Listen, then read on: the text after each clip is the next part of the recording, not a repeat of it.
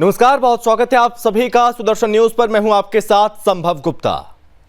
NCP chief Sharad Pawar ने जब party के अध्यक्ष पद से इस्तीफा दिया तो महाराष्ट्र में सियासी भूकंप आ गया, लेकिन लगता है कि अब इस पर विराम लग गया, क्योंकि अगले नए अध्यक्ष को चुनने के लिए 15 सदस्यीय कमेटी की बैठक हुई और जिसमें नए अध्यक्ष को चुनना तो दूर, कमेटी ने शरद पवार के इस्तीफे को ही खारिज कर दिया, यानी उसे नामंजूर कर दिया। बैठक में कमेटी ने शरद पवार के फैसले को सिरे से नकार दिया। कमेटी नहीं चाहती कि शरद पवार अध्यक्ष पद को छोड़े। हालांकि ये तो कमेटी के निर्णय है। ये सोचा जा रहा था कि इसके बाद शरद पवार क्या निर्णय लेंगे, ये साफ होना था। कुछ देर पहले ये भी साफ हो गया, यानी कि शरद पवार ने साफ तौर पर कह दिया कि वो इस इस्तीफे को, जो उन्होंने बात कही है, उसको वो वापस लेते हैं। कोर कमेटी ने अपने हिस्से का फैसला सुना दिया। उसके बाद ये गेंद थी पवार के पाले में और इसके बाद उन्होंने निर्णय लिया और इस्तीफे को नामंजूर जो किया गया था, यानी कि उन्होंने इस्तीफा वापस ले लिया। इधर कोर कमेटी का फैसला आया, उधर पॉलिटिकल पंडित सियासी समीकरण को सॉल्व करने में जुट गए और सियासी गलियारों में हलचल है कि पवार ने अपने इस्तीफे की घोषणा यूं ही नहीं की थी। पवार ने एक तीर से कई निशाने साधे हैं।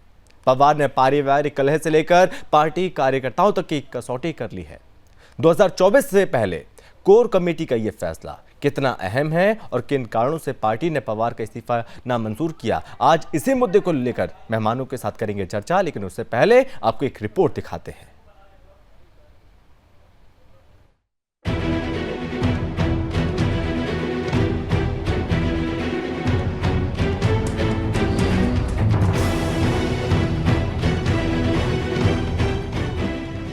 महाराष्ट्र में मचा सियासी भूचाल फिलहाल थम गया है। एनसीपी की कोर कमेटी की बैठक में सर्वसम्मति से शरद पवार का इस्तीफा नामंजूर कर दिया। जैसे ही कमेटी ने अपना फैसला सुनाया, पवार अध्यक्ष पद पर बने रहेंगे, वैसे ही कार्यकर्ताओं में एक नया जोश आ गया। कोर कमेटी की बैठक के बाद एनसीपी उपाध्यक्ष प्रफुल्ल पटेल मीडिया के सामने आए और बोले। इस्तीफे की घोषणा के बाद उन्होंने आगे की कार्रवाई के लिए और नए अध्यक्ष का चुनाव करने के लिए पार्टी नेताओं की एक समिति नियुक्त की। एनसीपी की कोर कमेटी ने पार्टी प्रमुख शरद पवार से पार्टी का नेतृत्व जारी रखने का अनुरोध किया। सियासी गलियारों में हलचल है कि पार्टी ने कई वजहों को ध्यान में रखते हुए पवार का इस्तीफा नामंजूर किया। पॉलिटिकल पंडितों का कहना है कि पवार के इस्तीफे से एक और बात साफ हो गई कि 2024 के दंगल से पहले पवार ही बीजेपी के खिलाफ राष्ट्रीय विपक्ष को एकजुट रखने की ताकत रखते हैं।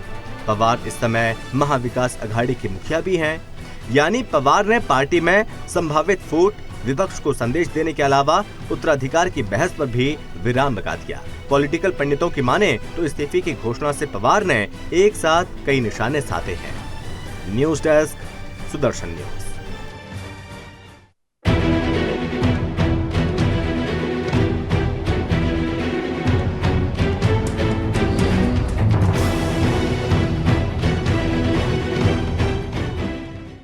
जो एक कार्यकारिणी बनाई थी निर्णय लेने के लिए, उनके पास और कोई विकल्प नहीं था कि फिर एक बार पवार साहब को ही चुने और आप ही पार्टी की लीडरशिप करते रहे। तो ये अच्छी बात है। देश के लगभग सभी प्रमुख विरोधी पार्टी के नेताओं ने, जिसमें शिवसेना पार्टी के उद्धव ठाकरे जी भी है, सभी ने यही भावना व्यक्त की है कि अब देश को आपकी जरूरत है। जिस प्रकार की राजनीति देश में हो रही है, खास करके अपोजिशन यूनिटी की जो बात चल रही है, उसमें पवार साहब जैसे बड़े नेता है, उनकी बहुत जरूरत है प्रक्रिया में। पवार साहब का निर्णय, पवार साहब का नहीं, कमेटी का निर्णय प्रफुल्ल पटेल साहब और जयंत पाटिल साहब ने आपको बताया है। वही निर्णय जाके हमने अंदर बताया। अब पवार साहब अपना निर्णय लेंगे। आपने भी आंदोलन किया था, आप भी बहुत भावुक हुए थे।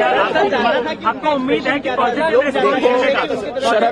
कि शरद पवार को सिर्फ ब्रह्मदेव समझ सकते हैं और कोई आदमी नहीं इस दुनिया पे जो शरद पवार के मुंह में क्या है, दिल में क्या है और जबान पे क्या है।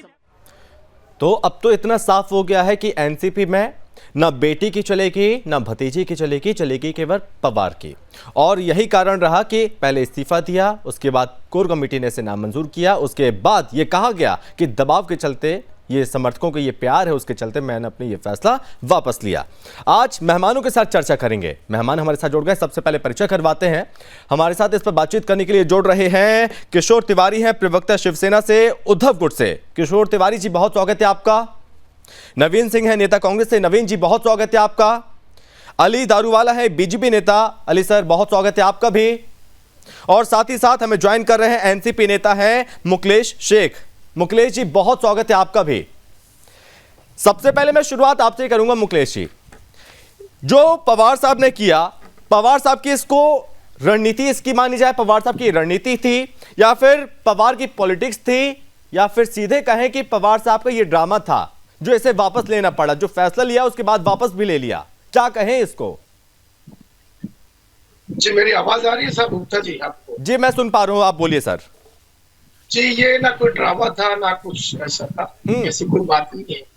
अब जो भी था वो बहुत अच्छा निर्णय था, और जो हुआ आज पवार साहब ने इस्तीफा वापस लिया, ये भी बहुत ही हमारे लिए दिवाली, ईद, होली बहुत खुशी की बात है। तो जिसको जो नजरिया से देखना है उसको देखे, जो एंगल से देखना चाहे उस एंगल से आदमी सोच सकता है। वो हर किसी का सोच अपने अपनी अलग है, हर कोई अपने अपने तरीके से सोचता है। एक 80 साल के उम्रदार और एक तरफदार युद्ध की तरह काम करने वाला आदरणीय शरद पवार साहब अगर महाविकास आघाड़ी और महाराष्ट्र के अंदर जो बनाने का काम किया है किसी नेता ने नहीं किया है, शरद पवार साहब ने किया है। और देश में शरद पवार साहब ने तरह तरह कमेटी में और बहुत से विभागों में काम किया है, काफी लंबा सफर से काम करते हुए आ रहे, अनुभवी नेता है।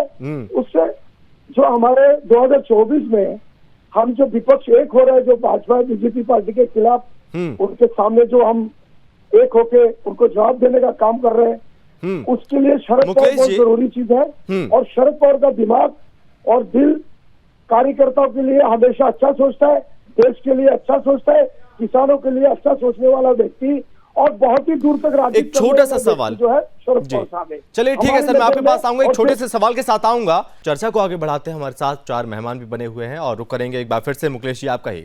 मुकलेश जी आपने सीधे तौर पर कहा ना ये कोई रणनीति थी ना ही कोई ये ड्रामा था, तो फिर 2 दिन पहले जो हुआ था, पवार साहब ने जो किया था, जो बात कही थी मैं इस्तीफा दे रहा हूं, उस वक्त वहां पर प्रफुल्ल पटेल वहां पर मौजूद थे, वहां पर अजीत पवार भी वहां पर मौजूद थे।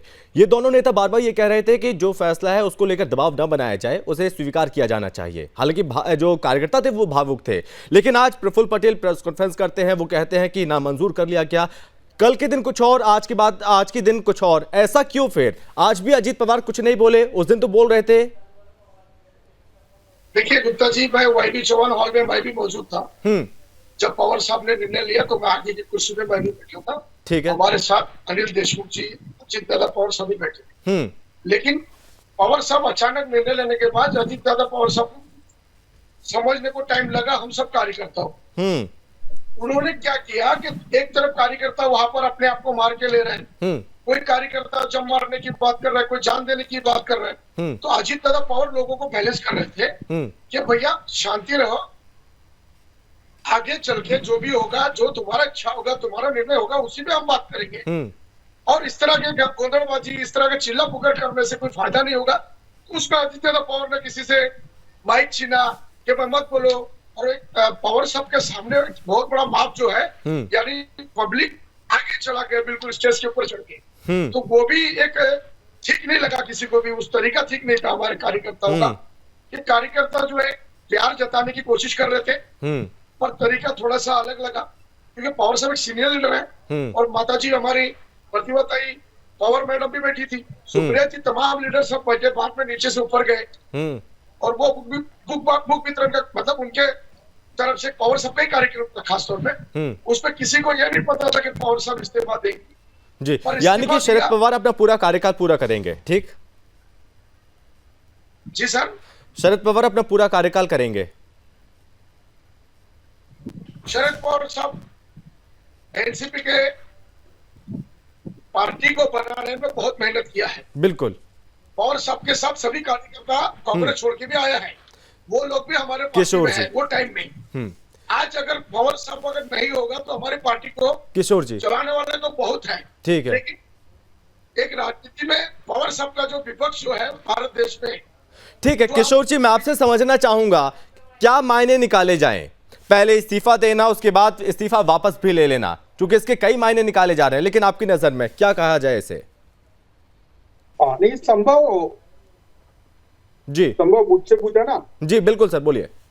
हाँ, तो संभव ऐसा है कि ये राष्ट्रवादी का इंटरनल मैटर है और शरद पवार जी आप 83 ईयर ओल्ड हो गए, तो उन्होंने नेतृत्व कोई नई पीढ़ी के लोगों को देने का और ट्रांजिशन स्मूथ करने का प्रयत्न किया, लेकिन उनके नेताओं ने भी और कार्यकर्ताओं ने भी उनको कहा कि आप कंटिन्यू रहो, तो उन्होंने कंटिन्यू रहने का निर्णय ले लिया। अभी आप लोगों को थोड़ी सी जो 2-3 दिन से आप सतत खबरें चला रहे थे कि एनसीपी की फूट रोक ली, ये कर दी, वो कर दी, तो ये अब रुक जाएगी। लेकिन ना महाराष्ट्र में जैसा माहौल है, शिवसेना ये पार्टी से आता हूँ, तो शिवसेना को केवल हमने बीजेपी के खिलाफ जाने की वजह से हमारी पार्टी को तोड़ डाला, लेकिन उसके पहले इन्होंने एक असफल प्रयास किया था एनसीपी को तोड़ने का। तो ऐसे भी खबरें उठने लगी थी कि एनसीपी पे दौरे डाल रही है बीजेपी, क्योंकि सुप्रीम कोर्ट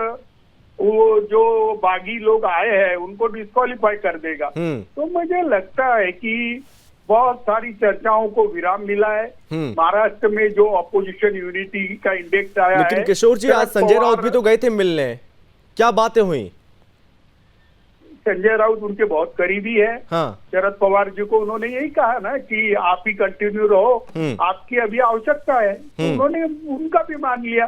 उद्धव जी का निरोप लेके गए थे, उधर राहुल जी ने भी बोला।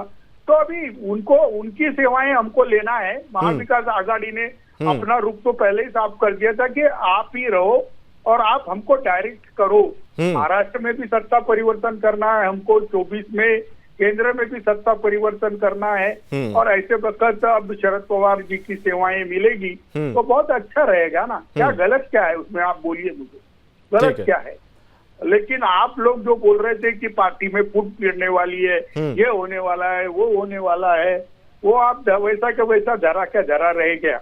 लेकिन बीजेपी रीजनल पार्टियां, राष्ट्रीय पार्टियों को तोड़कर वहां के नेता लेकर, कुबड़ियां लेकर वो सत्ता में आना चाहती है। एक शॉर्टकट है उनके पास, वो शॉर्टकट वो अपनाती है। महाराष्ट्र उसका क्लासिक एग्जाम्पल है। तो ये सब हो रहा है ना। तो अभी देखते हैं कि बीजेपी का गांव और बीजेपी का, जैसे दारूवाला जी अभी देख रहे हैं आप कि कितने नर्वस बैठे हुए, कितने नर्वस बैठे जी। अली दारूवाला जी, आप नर्वस हैं क्या? आप ही आरोप लग रहे हैं कि आपने शिंदे और शिवसेना को तो तोड़ दिया, लेकिन एनसीपी को नहीं तोड़ पाए आप। संभव गुप्ता जी, सबसे पहले तिवारी जी जो कह रहे हैं मैं नर्वस हूँ, मैं क्लियर करना चाहता हूँ मेरे पार्टी का रुख, और राष्ट्रीय माध्यम से मैं कहना चाहता हूँ क्या माननीय शरद पवार जी जो लोक नेता है, उन्होंने जो उनका डिसीजन के बारे में रीथिंक किया है और उन्होंने जो उनका इस्तीफा वापस लिया है, भारतीय जनता पार्टी उसका स्वागत करती है। हम माननीय शरद पवार जी को लोक नेता मानते हैं, हम उनका बहुत आदर करते हैं। जैसा तिवारी जी माध्यम के सामने रख रहे थे कि ये तोड़ जोड़ पार्टी, ये सब करने का हमें कोई भी इंटरेस्ट नहीं है, हम लोग बिल्कुल इंटरेस्टेड नहीं है।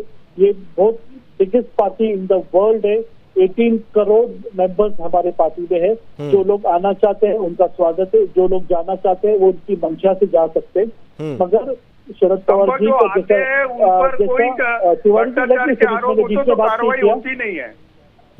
तिवारी जी, मैं जस्ट फिनिश करता हूँ, क्योंकि इतना बड़ा अपन इतने बड़े इंसान के बारे में बात करें, एक रिस्पेक्ट से हम ये इंटरव्यू को कंप्लीट करेंगे। आपके पार्टी में जो भी आता है उस पर ईडी की कार्रवाई रुक जाती है ना तिवारी जी? आपके लॉजिकली महाराष्ट्र में कैसी सरकार बनाई आपने? महाराष्ट्र में ऐसी सरकार बनाई ना आपने, तोड़ पार्टियां तोड़कर तो सरकार बनाई आपने। ये आपको लग रहा है, ये ऐसा आपको लग रहा है सर, ये बिल्कुल गलत है। ये जो आरोप लगा रहे बेबुनियाद आरोप है। हम शरद पवार जी के बारे में यहाँ बात करेंगे, उनका जो नेतृत्व है, उनका जो गाइडेंस है, ना कि सिर्फ एनसीपी, शिवसेना, कांग्रेस, भारतीय जनता पार्टी का भी उसका स्वागत है। माननीय नरेंद्र मोदी जी ने क्लियर कट कहा है क्या उनका जो एक्सपीरियंस है उसका उन्हें बहुत लाभ हुआ है, और ये पार्टी तोड़ना, ये करना, ये भारतीय जनता पार्टी का एजेंडा नहीं है। लेकिन महाराष्ट्र में नहीं है। आप ये चीज गलत बोल रहे हैं। आपकी पार्टी प्रोफेशनल एंटी डेमोक्रेटिक है। देखिए देखिए दारूवाला जी, ये बात तो तुम कबूल करो, आपके चेहरे पे दिख रहा है। आपने हमारी पार्टी तोड़ी नहीं, आपने हमारी पार्टी तोड़ी नहीं, यहाँ पे जल्लोष करना चाहिए, यहाँ पे खुशी मनाना चाहिए। प्रयोग किया नहीं। आपका ये रबिश कॉन्वर्सेशन नहीं है। आप मुझे बताइए, प्लीज ध्यान से मेरे पास तो ये जानकारी भी है। सुनिए, अरे भाई दारूवाला जी, मेरे पास जानकारी है, पर ऐसा कोई मेरे पास जानकारी है कि आप एनसीपी को तोड़ रहे थे, आप खुश होना चाहिए। जानकारी है एनसीपी टूटते टूटते बच गई है, आप उसका लोग स्वागत करिए, ईडी लगा आप जल्लोष देते, करिए। सीबीआई लगा आज रात को देते, जाके आप लोग घर पे जाके 10,000 करोड़ रुपया खर्चा करते। आपकी पार्टी जो नाम लेते हो ये कोई डेमोक्रेटिक नहीं है, संस्था नहीं है। आपकी पार्टी प्लीज आपकी पार्टी का ये फंडामेंटली स्वागत करिए। हमारे पार्टी का ऐसा कोई भी मंशा नहीं है। आप लोगों को सुनने नहीं दे रहे, आपको पंचर कर दिया, आप लोगों को सुनने नहीं दे रहे। चलिए नवीन जी का भी रुख कर लेते हैं। चलिए ठीक है, आप नर्वस है।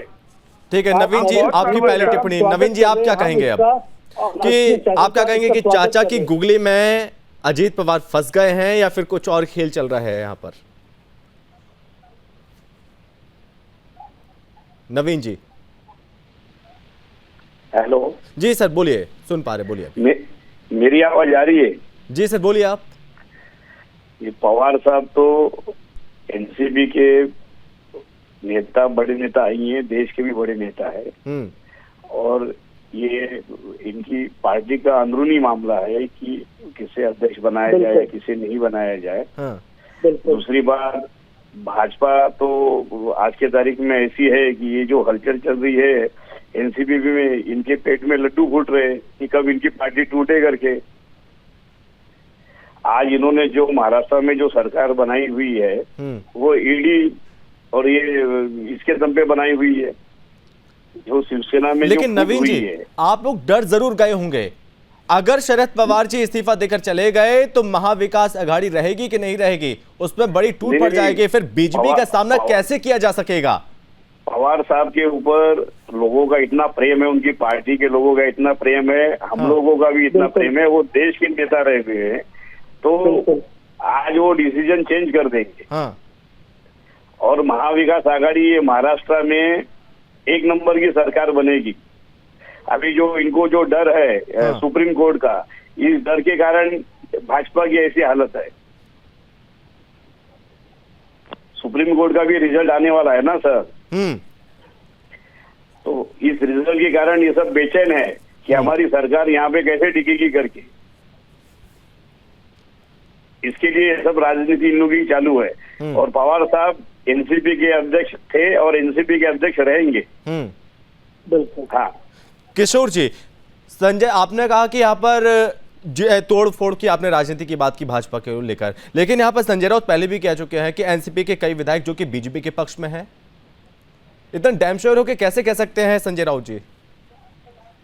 नहीं, संजय राउत जी और परिवार पवार जी के, शरद पवार जी के बड़े करीबी संबंध है। तो शरद पवार जी ने बोला कि लोगों के परिवार को प्रताड़ित किया जा रहा। अब देखो ना, दो नेता तो उनके 13 महीने तो अनिल देशमुख रह के आए और उनके प्रवक्ता जो है नवाब मलिक, वो तो उनकी किडनी खराब हो गई, फिर भी उनको वहां का भत्ता खिलाया जा रहा है। शायद वो जेल में ही मर जाए, ऐसी परिस्थिति आ चुकी है। अब कितने नेताओं पे ईडी की कार्रवाई चालू है, ढूंढ ढूंढ के एक वो भांडुप का नेता है वो बोलता है। तो ऐसी परिस्थितियों में हर आदमी 13 महीने जेल का खाना नहीं खाएगा और हर आदमी संपत्ति पूरी की पूरी रोकी जा रही है। तो कुछ लोग जा सकते हैं, क्योंकि जो आदमी बीजेपी में जाता है वो पाक साफ हो जाता है। दारू वाला आपके पार्टी में जितने भी शिवसेना से लोग आए तो फिर वो लोगों पे पहले बहुत कार्रवाइयां हो रही थी और जेल डालने की धमकी हो रही थी। इतना क्या, एकनाथ शिंदे साहब पे भी डोरे डाल दिए थे, तो एकनाथ शिंदे जान बचाकर भागे हैं। तो ये सब लोग जेल जाने के डर से अपनी संपत्ति को बचाने के लिए गए। तो ये तो चीज है ना। तो एनसीपी के कुछ नेताओं को ऐसा लगता होगा, तो वो उन्होंने बताया होगा, किसने, शरद पवार जी ने संजय राउत को। तो संजय राउत ने भी सार्वजनिक कर दिया, क्योंकि ऐसी बातें हैं कि बीजेपी की ऐसी गंदी हरकतें तो समाज में बताना चाहिए। लेकिन शरद पवार जी के राजीनामे के बाद जो परिस्थितियां बाहर आई, मुझे लगता है एक भी विधायक एक भी विधायक शरद पवार को छोड़ के जाने को तैयार नहीं है। और मुझे लगता है कि ये महाविकास आघाड़ी जो बहुत मजबूती से जा रही थी, उसको भी, ये लोगों को भी मालूम पड़ गया कि माहौल दारूवाला जी को तो अच्छे से मालूम है, क्योंकि वो अभी कस्बा पेट में चुनाव हार गए, नागपुर का चुनाव हार गए, अमरावती का हार गए, जहाँ विजय, अब ये स्थानीय स्वराज संस्था के तो चुनाव भी नहीं ले रहे। तो एकनाथ शिंदे का पूरा ये हो गया। उद्धव जी के साथ जो समाज आ रहा है और कांग्रेस, राष्ट्रवादी कांग्रेस और शिवसेना मिलकर, अब ये तुमको हमारे मुकलेश भाई भी बताएंगे क्या रिस्पॉन्स है। नागपुर की, बॉम्बे की सभा बताएंगे, वो बम्बई की सभा में लाखों लोग, नागपुर के सभा में लाखों लोग। अरे बीजेपी तो हड़कंप में आ गई है। बीजेपी को 4 भी सीटें नहीं आएगी, ऐसी परिस्थिति है लोकसभा की। और महाविकास आघाड़ी तो विधानसभा में 240 के ऊपर सीटें लेके आएगी। ठीक है मुकलेश जी से जान लेते हैं अभी। जी मुकलेश जी बोलिए। पहली बात तो तिवारी जी ने जो कहा कि संजय राउत साहब को, पवार साहब ने ये कह दिया कि बीजेपी में हमारे कुछ विधायक जा सकते हैं, ये सब बात का बिल्कुल गलत बात है। ऐसा संजय राउत को किसी ने नहीं कहा। संजय राउत जी भले हम आघाड़ी उसमें है, महाविकास आघाड़ी में है, कुछ ज्यादा ही बोल देते हैं, वो थोड़ा हमें, हमारी पार्टी को, हमारे लोगों को भी पसंद नहीं है। दूसरा रह गया, सुबह शाम नारायण राणे के लड़के नीतीश राणे, वो भी अपने कद से ज्यादा बात करते हैं टेलीविजन में बैठ के। तो ये मैं इसमें नहीं पढ़ना चाहूंगा, इस बातों को नहीं कहूंगा कि हमारे विधायक बीजेपी के टच में है। अगर बीजेपी के टच में होता और जाना तय था तो हमारे लीडर जेल नहीं जाते थे, नवाब मलिक जी जेल नहीं जाते थे, अनिल देशमुख जेल नहीं जाते थे, हसन मुश्रीफ साहब जेल नहीं जाते थे, और तरह तरह से जो परेशान कर रहे थे ईडी सीबीआई के माध्यम से बीजेपी को लोग, बीजेपी की पार्टी। आज हमें बदनाम अगर राष्ट्रवादी पार्टी को कोई कर रहा है, आघाड़ी महाविकास आघाड़ी के पार्टी के लोगों को कर रहा है, तो शिंदे ग्रुप के लोग, कुछ एमएलए जो गए थे उद्धव साहब ठाकरे को छोड़ के, वो लोग कर रहे हैं। उनका कुछ रहा नहीं अस्तित्व जमीन के स्तर में, क्योंकि लोग, वैसे मुझे लगता है मुकलेश जी कि शरद पवार जी ने एक बड़ा मैसेज अपने ही पार्टी के नेताओं को, अपने ही पार्टी के विधायकों को दे दिया।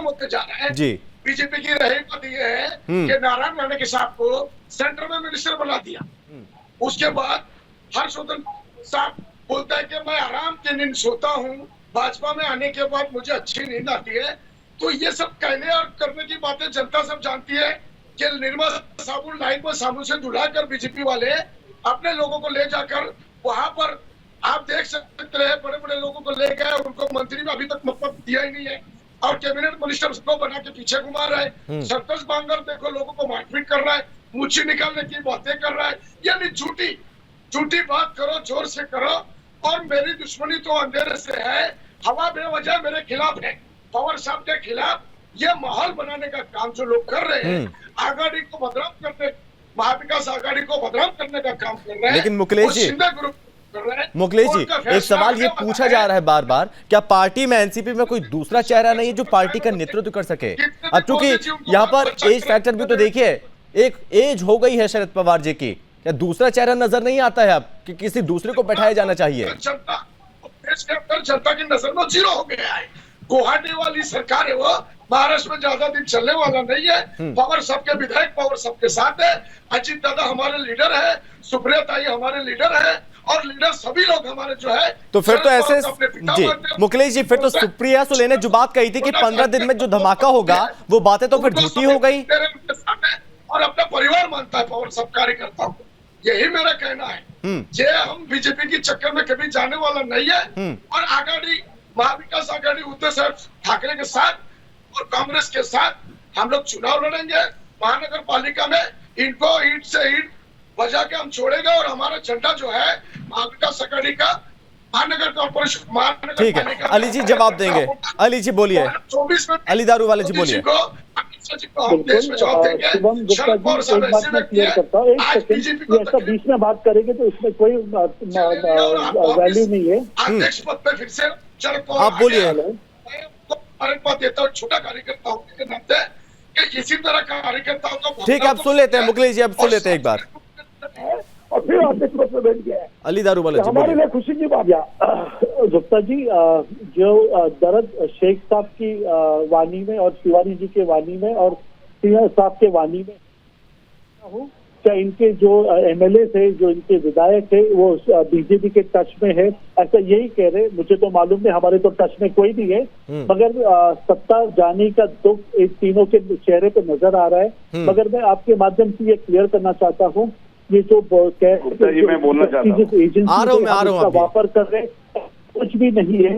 यहाँ पर हम जनता जनार्दन के सामने इनके वोट के सहायता से हम लोग पावर में आए हैं, हम लोग यहाँ पे सरकार चला रहे। इनके कोई भी डिस्कशन के अंदर हमने विकास की बात नहीं सुनी। इसके अंदर जो गवर्नमेंट रोड जो दिन रात यहाँ पे दुगनी करी, उसके बारे में नहीं सुनी। जो हमने एयरपोर्ट के ऊपर जो हमने काम किया, उसके ऊपर इन्होंने कुछ नहीं कहा। अरे जो जनता खुश है, ये इनसे बर्दाश्त नहीं हो रहा है। ये जो टूटी सरकार 6 महीने से यही जो ये लोग रेडियो चला रहे हैं, इससे जनता बहुत ही हो चुकी है। जहाँ पर जो हमारी लेकिन अली दारूवाले जी, ये कहा जा रहा है कि शरद पवार ने इस चीज को भांप लिया था कि अजीत पवार कुछ गेम खेल सकते हैं, इसलिए उन्होंने ये फैसला वापस ले लिया। और ये बार बार ये आरोप बीजेपी पर लग रहे हैं कि पर्दे के पीछे कुछ ना कुछ खेल बीजेपी के द्वारा ही किया जा रहा है। इतने बड़े नेता के बारे में इतने बड़े चैनल पे न्यूज टॉक करना ये गलत है। अजीत पवार ये शरद पवार जी के नेफ्यू है, जो भी होगा ऐसा कुछ नहीं होगा। नवीन जी, इसके वास्ते लेके सरकार बनाने की भारतीय जनता पार्टी को कोई आवश्यकता नहीं है। अली दारूवाला जी जो बोल रहे हैं कि हम हमारे तीनों के चेहरे पे सब उड़ गया हुआ है, तो ये तो स्थिति इस वक्त भाजपा की प्रदेश में भी है और देश में भी है, क्योंकि इनकी हालत इतनी खराब है कि ये क्या करे। आज ये खुद के जाल में फंस गए। मुझे ये बताइए, यहाँ महाराष्ट्र में जो भाजपा की जो नेता है किरीट सोमैया जी, जिन्होंने जिनका नाम लिया, ईडी की इंक्वायरी होगी, ईडी की इंक्वायरी में जो लोगों के नाम थे, तो आज सब लोग वो भाजपा में आ गए, चाहे वो नारायण राणे हो या दूसरे लोग हो। तो ये सब जब भाजपा में आ गए तो पुरानी बात हो गई है। इनको क्लीन चिट मिल जाती है। क्लीन चिट मिलने के बाद कोई इंक्वायरी नहीं है। तो भाजपा की तो आज के तारीख में नीति यही चल रही है, भाई किसी को बुलाना रहे तो ईडी को लेके आओ। आज इनकी कर्नाटक में हालत खराब है, आने वाले कल में मध्य प्रदेश में हालत खराब होगी, महाराष्ट्र में तो ये बुरी तरह हारेंगे। और पवार साहब जो है ना, एनसीपी के लीडर पवार साहब भी रहेंगे और अजीत पवार साहब भी उनके साथ में ही रहेंगे। क्योंकि वक्त की कमी है, यहीं पे रोकना चाहूंगा आप सभी मेहमानों को। बहुत धन्यवाद मुकेश जी आपका भी, अली दारूवाले जी आपका भी, किशोर जी आपका भी और नवीन जी आपका बहुत धन्यवाद इस चर्चा में शामिल होने के लिए। बहुत धन्यवाद। तो 2024 का लोकसभा चुनाव नजदीक आता जा रहा है और सभी पार्टियों की राजनीतिक गतिविधियां बढ़ी हुई हैं। कई पार्टियां तो एनडीए के विरुद्ध गोलबंद होने लगी हैं और ऐसे में शरद पवार एक महत्वपूर्ण राजनीतिक कड़ी के रूप में दिखते हैं। एनसीपी चीफ क्रिकेट के पावर प्ले की तरह राजनीति का इस्तेमाल कर रहे हैं और तभी उनका इस्तीफा देने का दांव काम आया और साथ ही उन्होंने एहसास भी दिला दिया कि उनका पावर प्ले खत्म नहीं होगा, बल्कि ये पावर प्ले लंबा चलेगा। इस चर्चा में बस इतना ही। आप बने रहिए सुदर्शन न्यूज के साथ। जय हिंद।